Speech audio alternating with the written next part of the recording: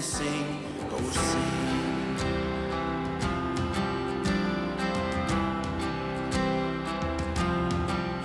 As the Father's love filled your longing heart with grace for every need, come and lay your burdens at Jesus' feet and find new strength to sing, oh sing. Morning and evening, everything breathing must sing, oh sing. All of creation, rise up and praise the King of Kings and sing,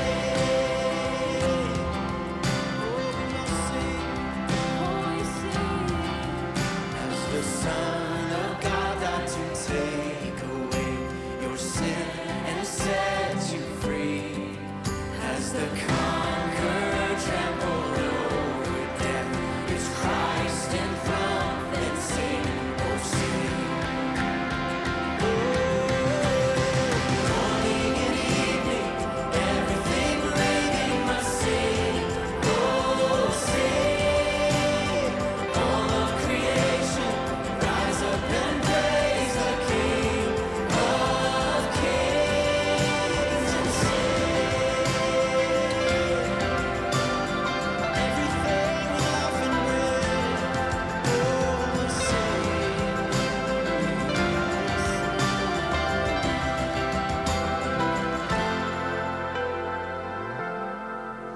On the final day when the Lord on high returns in majesty. Okay, you on the outskirts, make your way in and we'll get started in just a moment on the panel discussion for Impact 2026. Come on in there. The saints will sing. Morning and evening, everything breathing must sing, oh sing. All of creation, rise up and praise the King of Kings. Morning and evening, everything breathing must sing, oh sing. All of creation, rise up and praise the King of Kings and sing.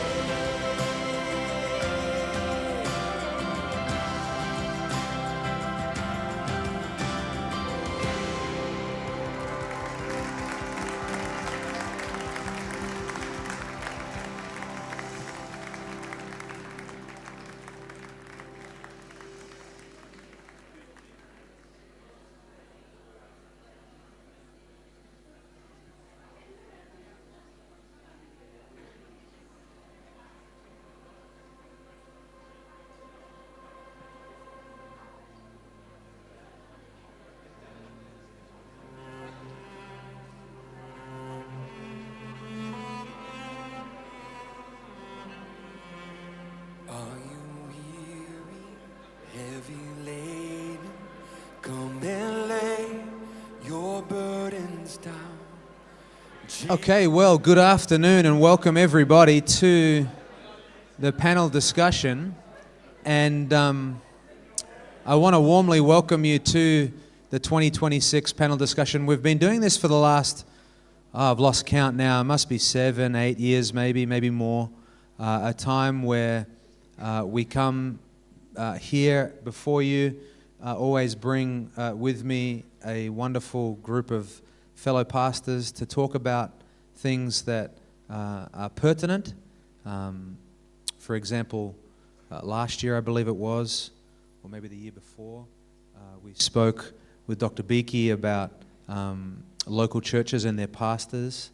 And this afternoon, we want to talk about the topic and theme of finding joy amidst the trials of life. It probably dovetails quite well with the theme of a persevering church.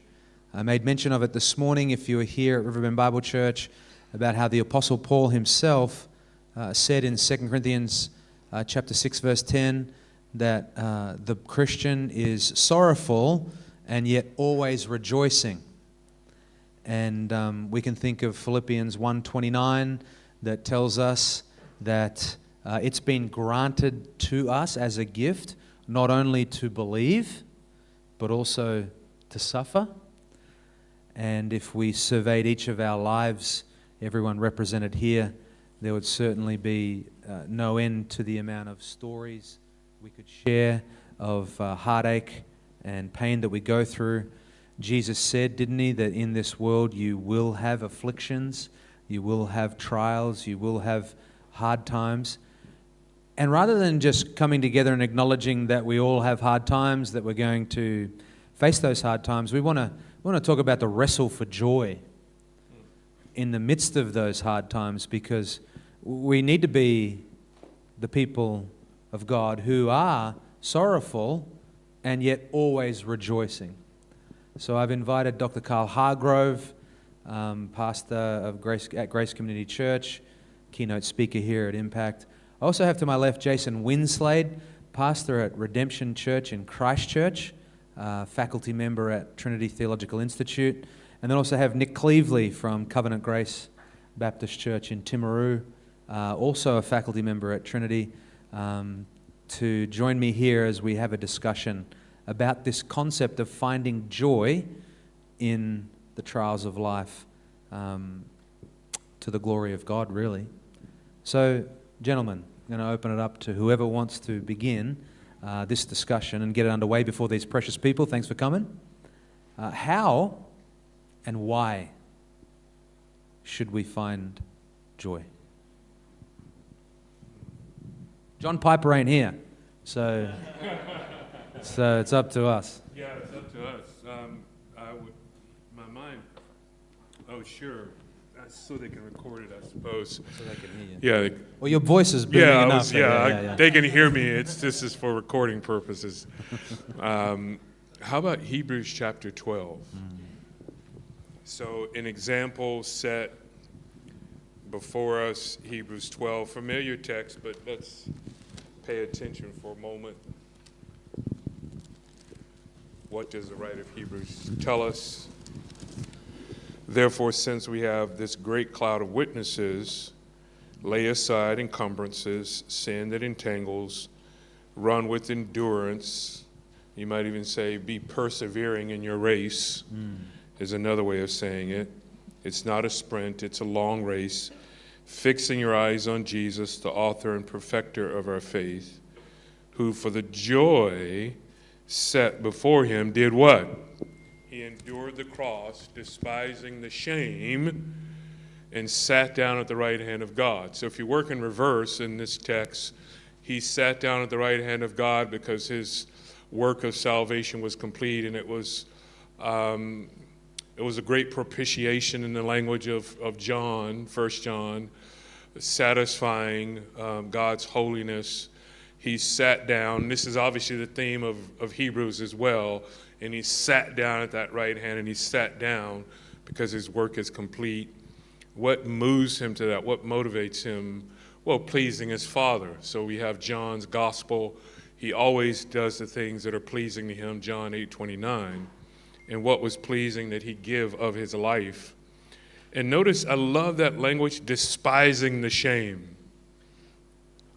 So here, there was shame associated with it, because there's shame associated with crucifixion at a very high level. And I'm sure many of you have heard culturally how crucifixion was considered.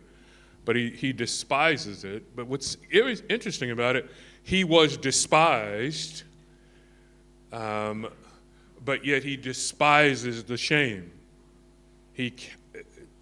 I count it as nothing. I disregard it.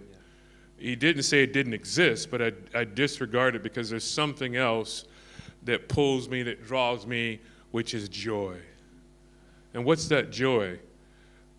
Something in front of him to sit down, to be a propitiation, to be pleasing to his Father. So in the midst of the joy, in the midst of the pain, that is, the joy motivates him because it's in front of him. So that's our example. It's good. Yeah, so just wanting to add to that, when you were giving all those scriptures to begin with, the joy of our salvation was one of the verses that came into my mind. The joy of the Lord is our strength. And so in what do we rejoice? So I'm busy preaching through 1 Peter, so I'm drawing on old notes here, so forgive me, my church, you've heard this sermon before. But in 1 Peter chapter 1, verse 6, the church of the churches that Peter is writing to, of course, are suffering. And he writes this, "In this you rejoice." And the "this" that he's referencing is in chapter 1, verses 3 to 5. And it's the fact that God's great mercy has caused us to be born again to a living hope. So it's that wonderful miracle of regeneration that we've got this incredible inheritance, imperishable, undefiled and unfading, kept in heaven for us. And not only is our inheritance kept, but we are kept for our inheritance. And in this we rejoice. So it's the security that we have in our salvation and the great hope that lies before us. So what do we rejoice in? We're rejoicing in the joy of our salvation. In this you rejoice. And if I can just add to that a little bit before we throw it over to the other brothers. It's interesting as in 1 Peter 1 verse 6, where Peter goes on to say this, "In this you rejoice," and then he goes on to describe 4 aspects of our trials. "In this you rejoice, though now for a little while." That's the first description of our trials, a little while. "If necessary," so because God is sovereign, and if he appoints suffering for us, it'll be for our good. It's good according to his perfect will. "You have been grieved," so that the pain is very, very real. It's not pretend pain. "And the trials are various, more than one at a time." And so even if we have trial upon trial upon trial upon trial, we're still able to rejoice in the joy of our salvation. And that's usually what our lives usually are, aren't they?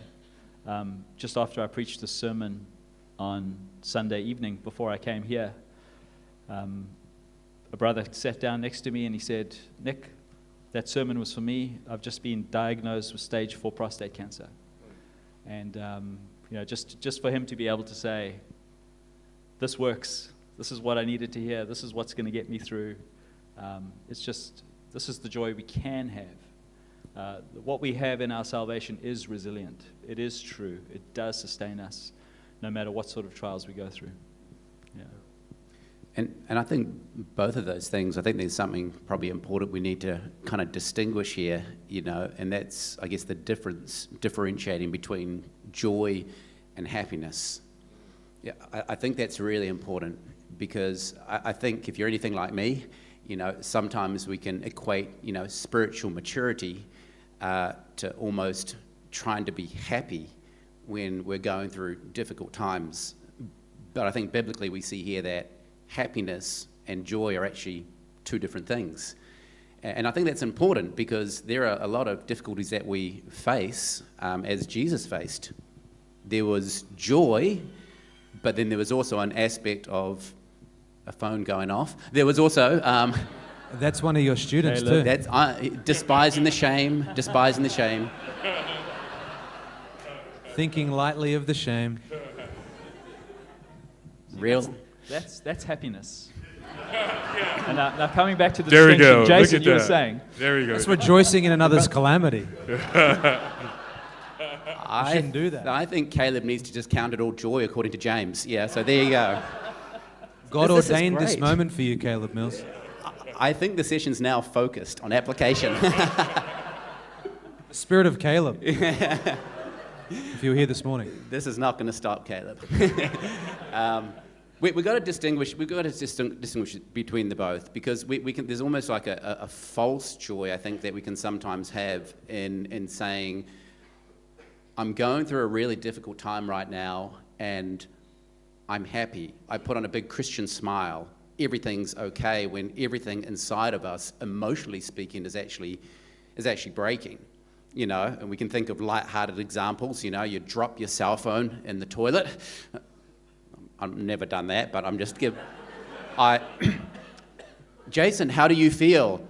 I'm so happy about that. I remember very early on as a preacher, I came down, I thought I really hit a home run with a sterling sermon, and only to realize someone comes up with a great big smile, and I was glad that they were full of joy. They said, Jason, your zipper was down throughout the whole sermon. Jason, how do you feel that you're flying low during the whole sermon? Are you happy? No, I'm not happy. We can go a little bit more serious. We can think of, when we found out that my wife miscarried one of must be our fourth child, and at 19 weeks. Jason, how do you feel? Happy? No, I don't feel happy. I think of 2 nights ago, right in the little region in Darfield where I live just outside of Christchurch, a 28-year-old of a sort of a large homeschooling family. This is just on Friday night, actually, perfectly healthy. He died in his sleep. He passed away in his sleep, just 2 nights. I found out about that yesterday, actually. So what are we going to do? We're going to go to the mother now, and we're going to say, the joy of the Lord, you must therefore be happy that your son passed so suddenly and unexpectedly.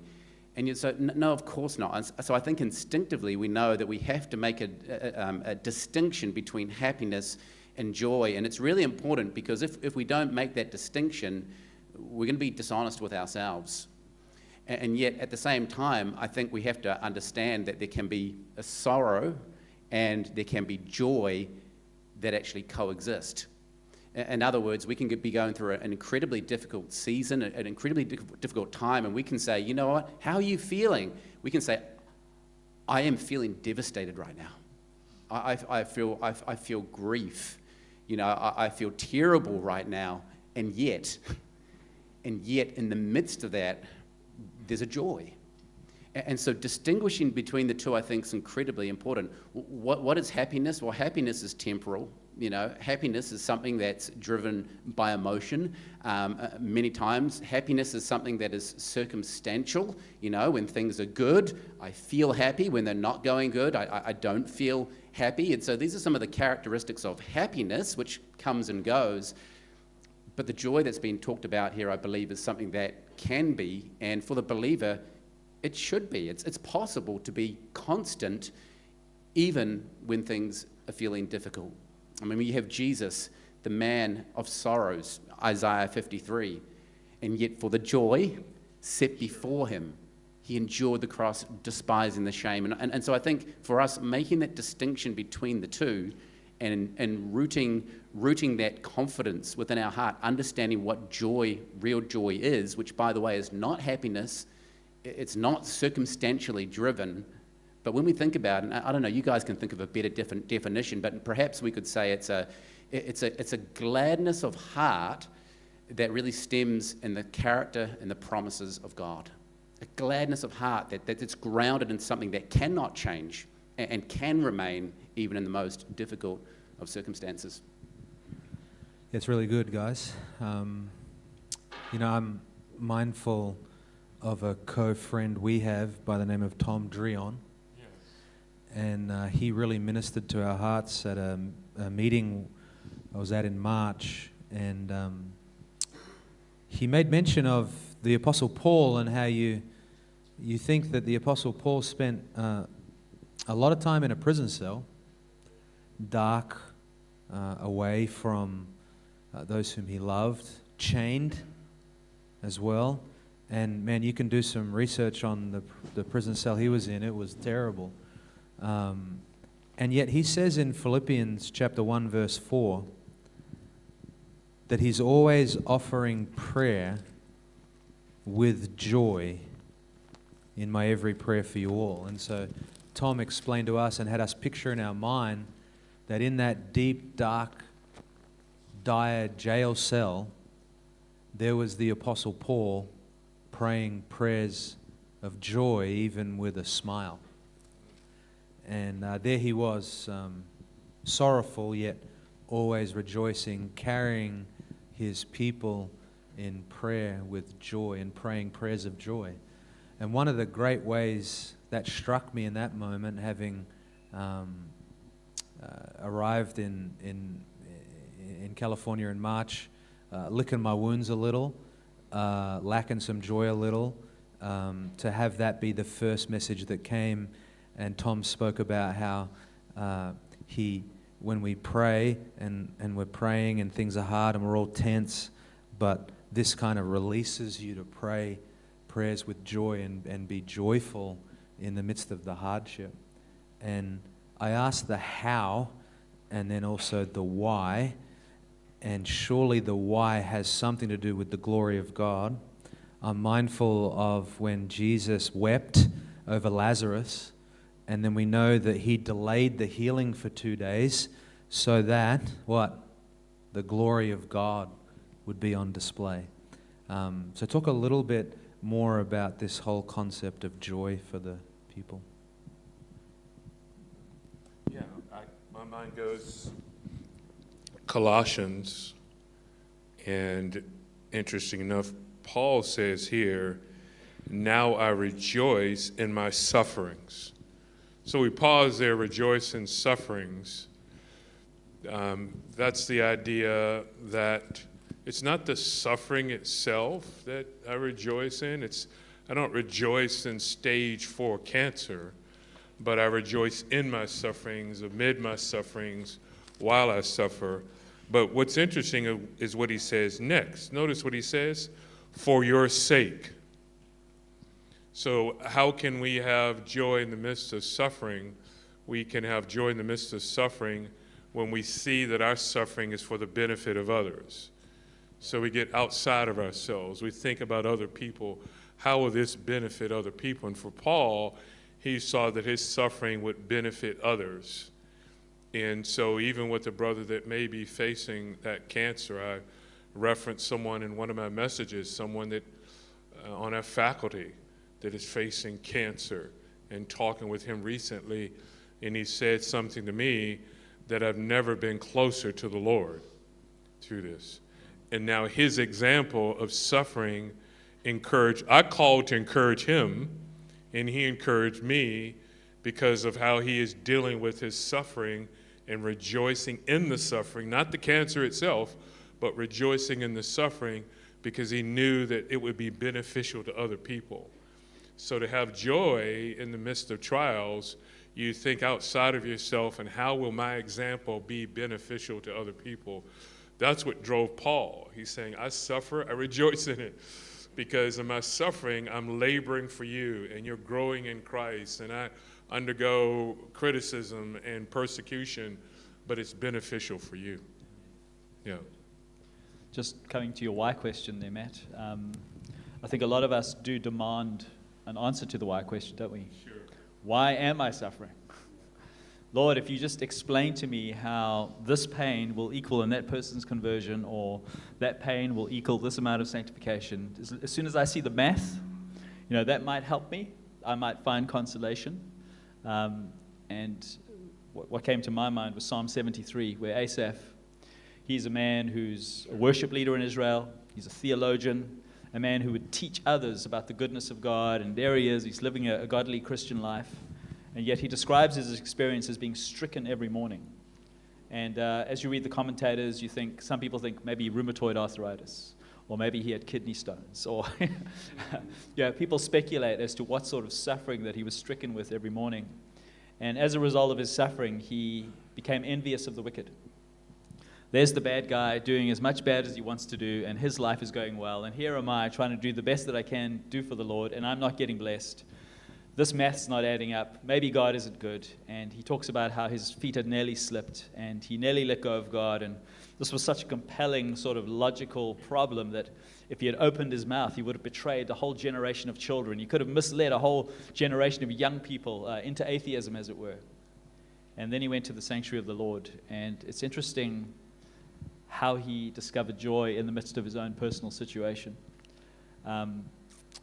Firstly, the Lord did give him the big picture, reminded him that there will be judgment for wickedness, that the wicked will end in judgment. God's not asleep. He is just. Justice is coming. So all the anger problem, what about justice? He realized that one day God is going to judge.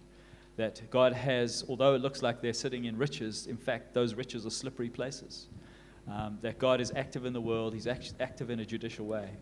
But the thing that really struck me about the psalm is he talks about himself as brutish, as ignorant, as like a dumb animal before God, as he raged against God, demanding answers and wanting to understand and demanding satisfaction for all the godliness that he'd been pursuing. But the thing that broke his heart, the thing that brought him to a place of contentment, the thing that actually enabled him to see God as his good, was when he said in verse 24, there's sort of a wonderful, beautiful moment. He says, verse 22, I was brutish and ignorant. I was like a beast toward you. Verse 23, nevertheless, I am continually with you. You hold my right hand. So there's Asaph. He wants to let go of God. His suffering is so great. He's angry at God. He wants to let go of God. He's making arguments in his mind against God. He's got to keep himself quiet. Otherwise, he's going to make other people atheists.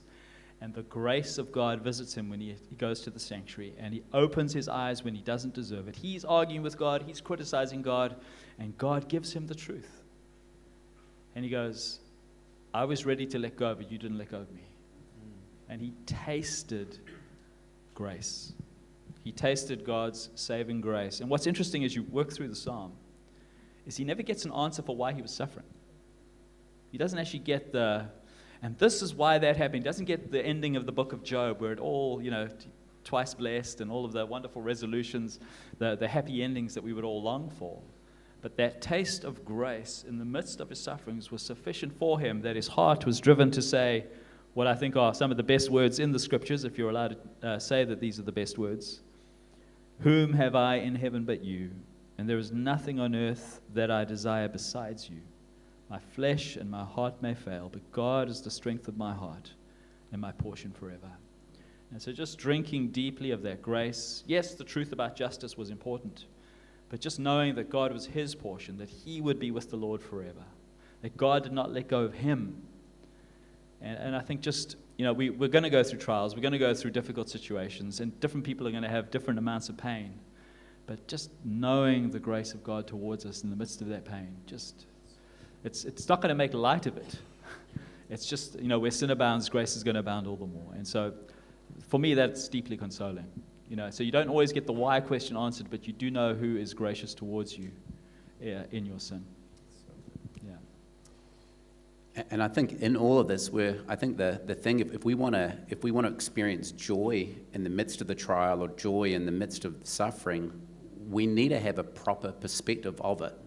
I think that's what it is, and I think this is what's coming out here already. We need to have a biblical perspective on the difficulties that we go through, in addition to, it being helpful to those around us suffering for the sake, for others' sake. I think it's also really helpful for us we can have joy in the midst of suffering when we remind ourselves, actually, this suffering is for my good as well. That there is something good for me that's going to come out of this. And I think this is where it really comes into thinking on God's sovereignty and thinking about God's bigger purposes for our lives as believers. We might not know every intricate detail as to what God's trying to accomplish in that, but there is I think, somewhat of an overarching principle that we know that God is actually working toward, and that's simply our sanctification. He wants to make us more like Christ. And of course, we go to Romans 8:28. I mean, that's classic, but I do think sometimes we read it a little bit differently. I have it open now. It says, for we know that all things work together for happiness to those who love God and those who are called sometimes we read it that way, don't we? All things are going to work together for my happiness. So therefore, when we throw out the quotation to someone who's going through something difficult, and they're going, I'm not seeing this verse right now. But it doesn't say that he's working all things together for our happiness. It says he's working all things together for our good. And our happiness and our good, I think sometimes they're the same, but many times they're actually different. And we have to ask ourselves the question, well, what exactly is our good? And the good thing is that there's no guesswork that's needed, because we just have to go to the very next verse. We often leave that out right in verse 29. And what is that good that God is actually working towards? And it's that we would be conformed into the image of His Son. boom, there it is, our sanctification. So God is working sovereignly all things, the good things, the difficult things, the hard things, working all those things together for our Christ-likeness. And I think that's so important. This very point can give us joy, because the point of joy is that there is no suffering in the life of a believer that's meaningless. That there's not an ounce of difficulty that we can go through that is just going to go to waste. But instead, that proper perspective, that gives us joy, because we recognize there is a God who loves us, a God in heaven who is handpicked. And, Carl was talking today about the providence and even the frowning providence of God sometimes. Even in the frowning providences of God, a handpicked trial, difficulty, season of suffering that He's allowed for our good. And I'll tell you what, we can have joy in the midst of that difficulty when we know that it's not, we might not understand it, but we know it's not meaningless.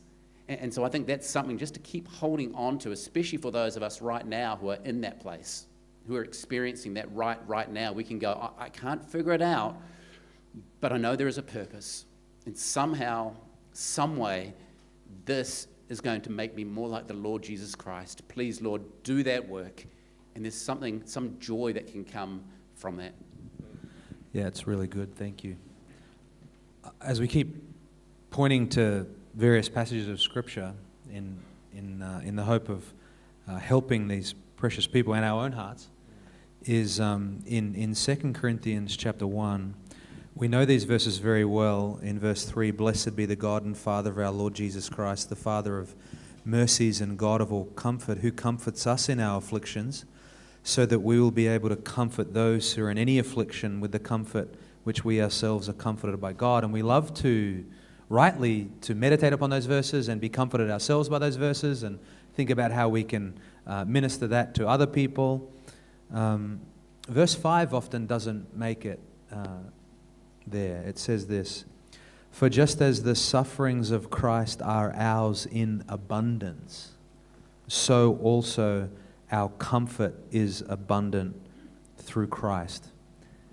We do share in a very unique way in the sufferings of Christ. We experience the very real things that He experiences. And another friend, Dr. Mark Tatlock, spent time with him in March, and he really helped me, because he said that often we spend our time shepherding our people or people that we know, and just amongst believers themselves, encouraging one another that we have a great high priest who sympathizes with us. But when you actually consider the ways in which Christ was afflicted, and when you come to share in those similar afflictions, there's a whole host of ways in which we share in those, then you move not only from saying, yes, we have a great high priest who sympathizes with us. Dr. Tatlock was telling me, and I agree with him, you then begin to sympathize with Him.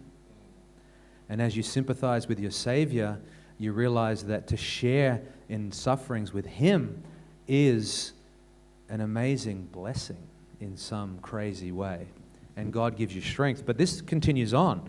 In verse 6 it says, "But if we are afflicted, it is for your comfort and salvation, or if we are comforted, it is for your comfort, which is effective in the patient enduring of the same sufferings which we also suffer." Now listen to this, though, in verse 8. "For we do not want you to be unaware, brethren, of our affliction which came to us in Asia, that we were burdened excessively beyond our strength, despairing even of life itself." So much for the hallmark postcard theology that says God won't give you more than you can handle. Forget about that. He says, "Indeed, we had the sentence of death within ourselves, so that," here it is, "we would not trust in ourselves, but in God who raises the dead." And so Martin Luther spoke profoundly about a theologian of glory and a theologian of the cross. And a theologian of glory, in a real nutshell, is a person who will, we hear glory always, the God's glory to the glory of God, in a positive sense. Luther is using glory in a negative sense. A theologian of glory will run from suffering and run away from it. But a theologian of the cross will look full in the face of the suffering and see and lean upon the good that was accomplished on the cross in suffering, that God was at work to accomplish something good in it, and will look it full in the face. And so we need to look our sufferings by God's grace full in the face, as it were, and trust that God is at work, and that He's also weaning us off ourselves, trusting in ourselves, and trusting in God who raises the dead. You can see these guys are preachers, eh? No, let me, that thought about just as, that's an important phrase because you see it, in Ephesians and Colossians. So just as you've been forgiven, you should forgive. So here he uses just as. So what he's communicating, there is a sense in which grace, comfort, because in 2 Corinthians 1, it's comfort, is going to be proportionate. That is, so you suffer abundantly, we can rest assured that we will receive comfort, what? Barely? Is that what his point is? Super abundant. Super abundant. So we are suffering out of 10, then we can say, if we were to look at it by way of a formula, if you will, we will receive a 10 of comfort so that we find our way through it. And the only way we can get through it is not to trust in self. And at times God gives us more because we are trusting in self. And we get to that point, we realize, I don't have the answers. I need you more than ever before. And then there's a promise. You have abundant suffering, abundant grace. Abundant suffering, abundant comfort is what he's communicating. And then you can rejoice in that. So that's the mindset. I can rejoice knowing that I will receive abundant. My suffering is going to be matched by comfort and grace. Because it's beyond me, like you're saying. Yeah. This is beyond me. Yeah, completely beyond. Yeah. It's good. It's wonderful. You think of Job, right? You know, he reached the point. And I don't know if you resonate with this with me, but that's okay. Okay, go ahead. Let's see. We and other brothers and sisters here, we sat under the ministry, and you for a lot longer than any of us. Sure. Under the ministry of a man who, if you've seen the MacArthur and Piper interview, oh sure, you know, and Pastor John was just like this, you know. Yeah. And the concept of, you know, lament was probably so foreign from him, sure, and it kind of rubbed off on a lot of us. And and this is the part where maybe you don't resonate. I don't know if our guys have understood lament properly. I would agree. No, I would agree with that. Thank you. I was scared. No, we're on the same page. Yeah, good. What's interesting that you mentioned that, I just finished grading papers for this semester. And one of my students actually wrote a paper on lament and whether or not it was proper for the New Testament believer to lament. And I thought he did a fine job of it, because some might say, well, that's improper for a believer to even have lament. Should he experience it? Well, I think the answer is pretty straightforward. You're a human being. And as a human being that's not complete, there will be moments when you have pain and suffering tugs at the heart, and this is where you realize this is beyond me.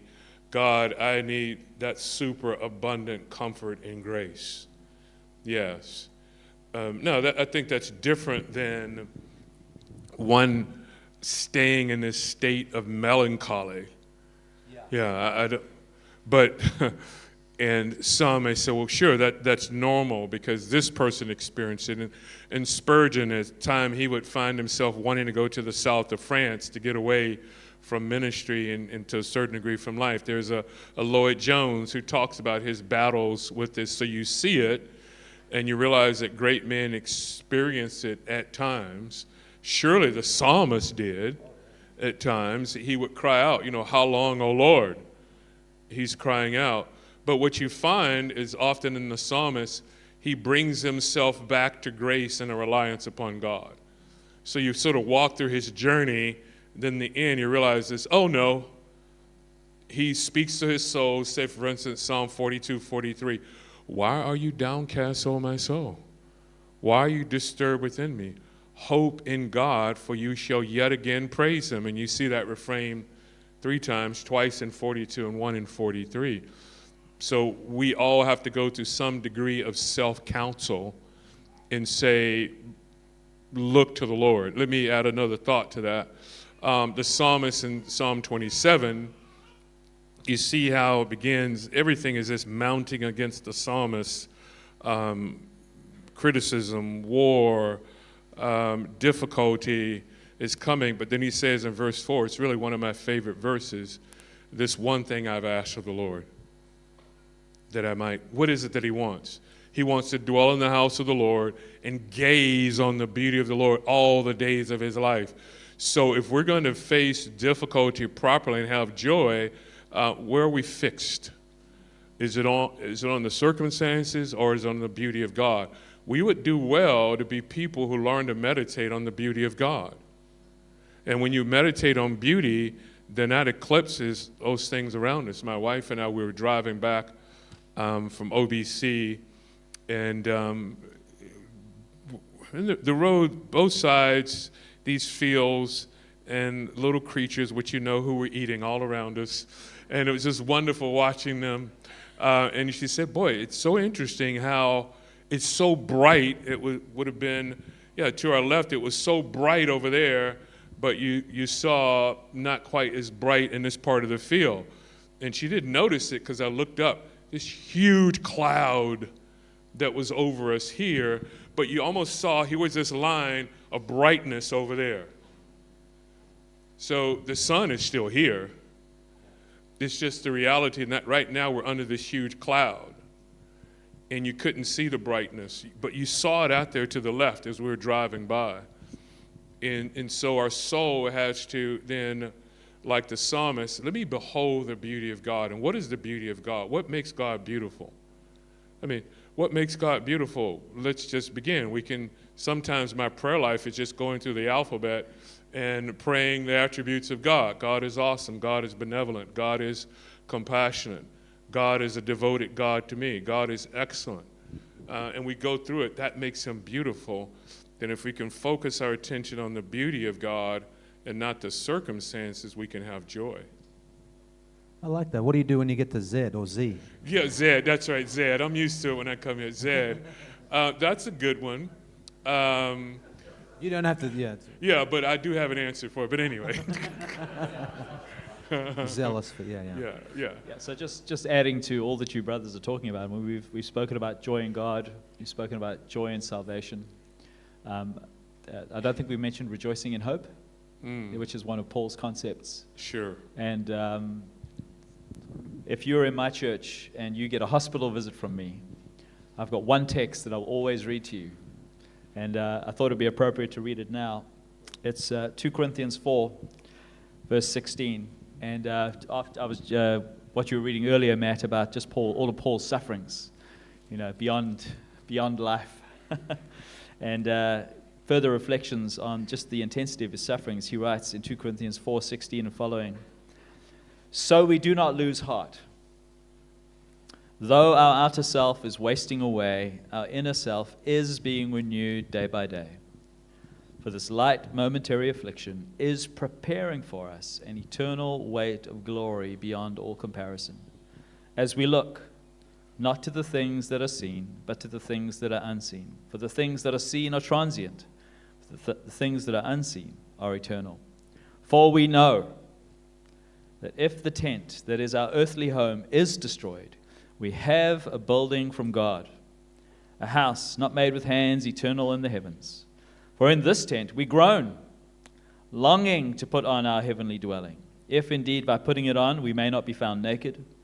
For while we are still in this tent, we groan, being burdened, not that we should be unclothed, but that we would be further clothed, so that what is mortal may be swallowed up by life. He who has prepared us for this very thing is God, who has given us the Spirit as a guarantee.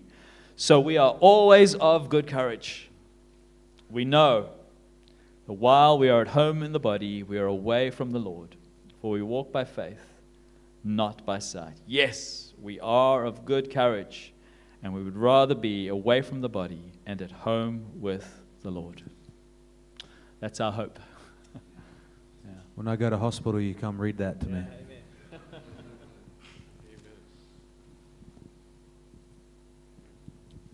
Yep, my turn. I guess another perspective, I suppose, because we're talking about, how do we experience joy in the midst of difficulty, trials, suffering. I guess we've already mentioned it to our brother with the phone down the front there, in James 1. That can give us, because it tells us very specifically. Sorry, Caleb. Not sorry. James says, "My brethren, count it all joy when you fall into various trials." We don't, why? Well, he tells us, knowing that the testing of your faith produces patience.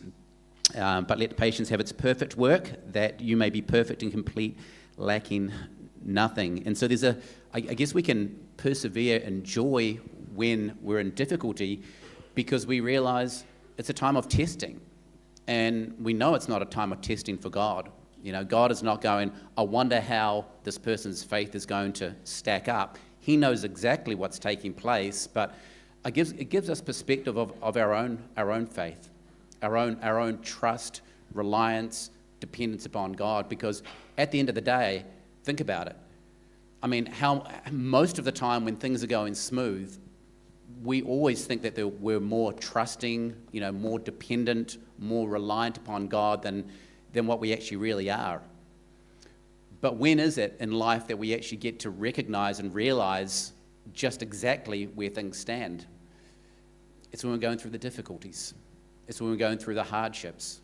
It's when we wake up in the morning like that mother in Darfield did 2 nights ago and finds a 28-year-old son dead in the bed, unexpected, healthy. He was running a youth group just the night before, actually.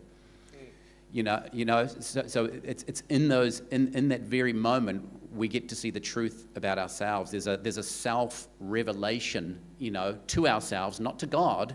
I think He graciously allows the difficulty so that we can see the truth about ourselves. And when we get to it, our hearts are just idol-making machines, as Spurgeon said. Spurgeon? Calvin. It's close enough.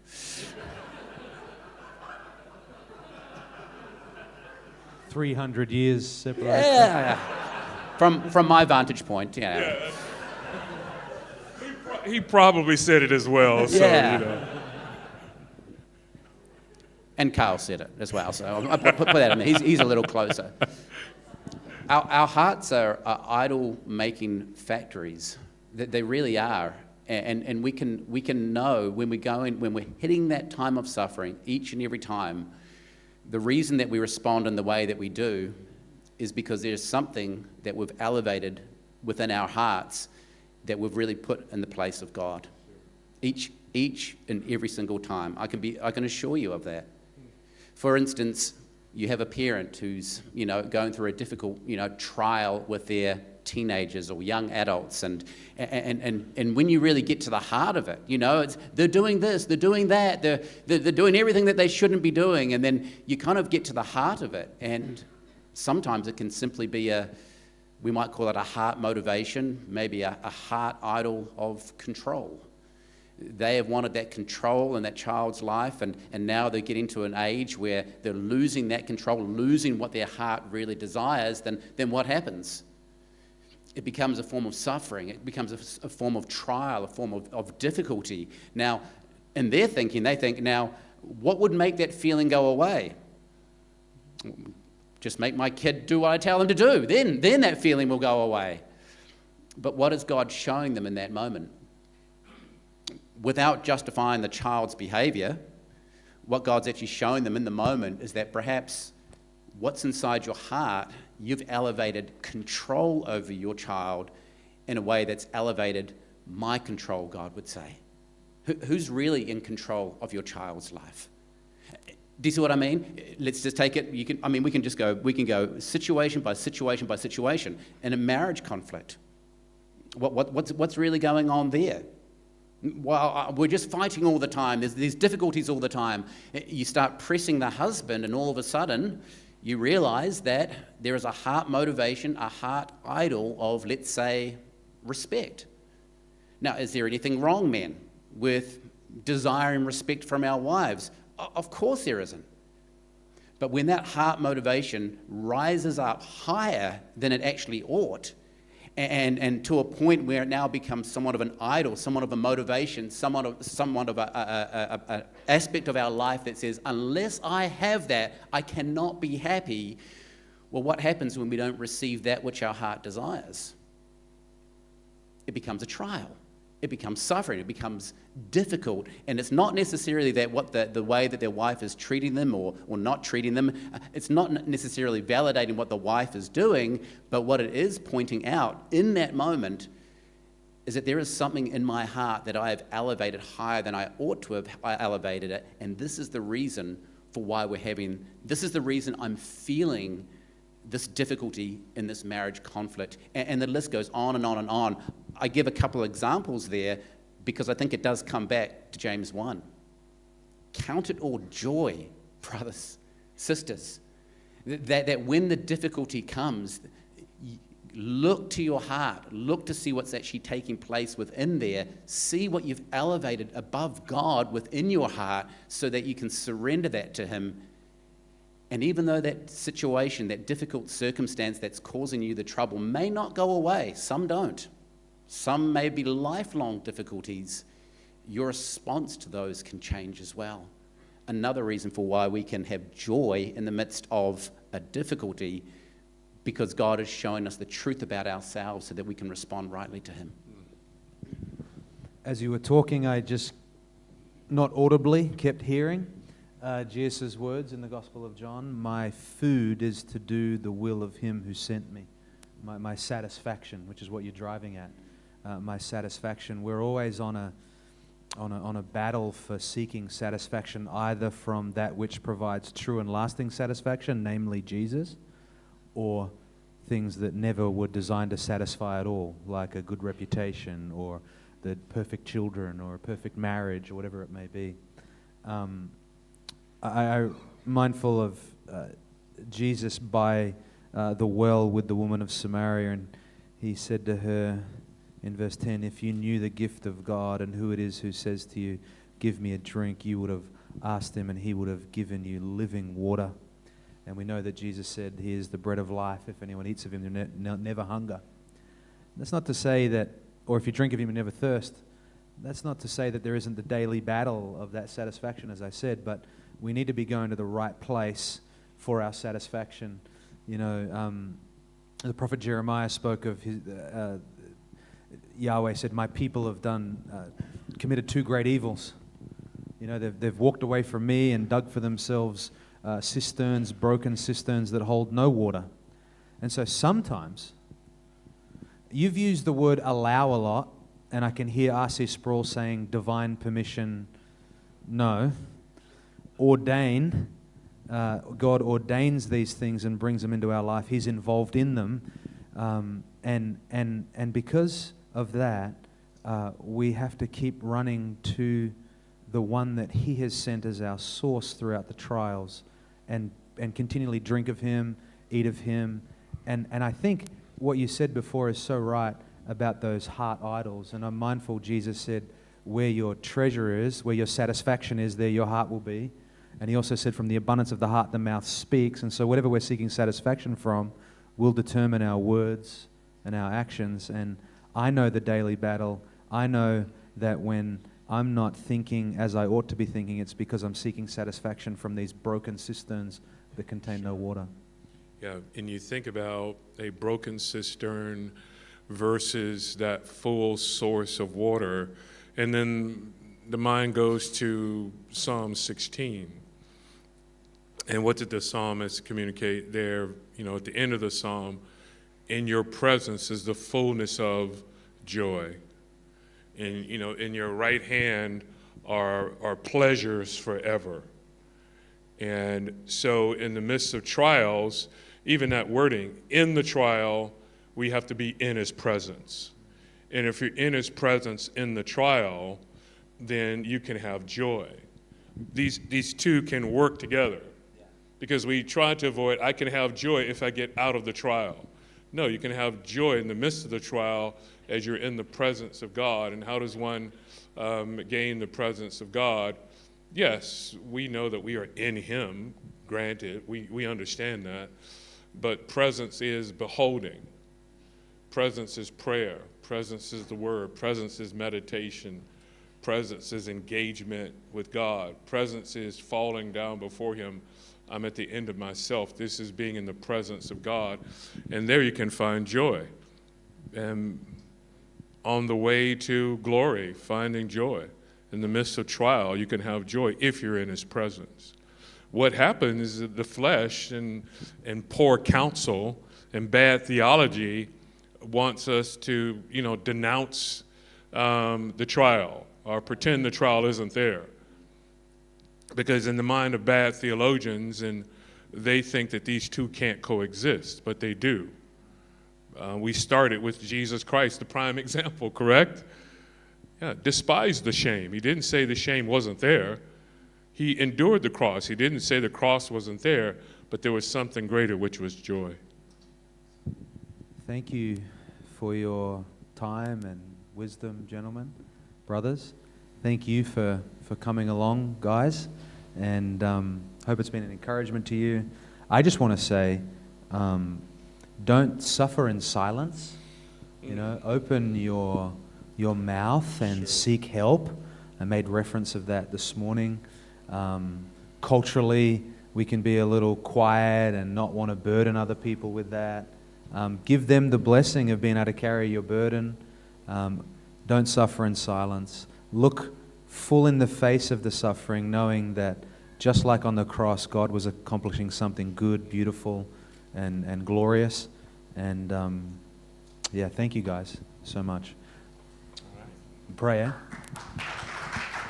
Lord, thank you that you have a divine plan that's unfolding right in front of us, and that we can, in fact, have joy while we at the same time experience real pain. Christ is the prime example of that.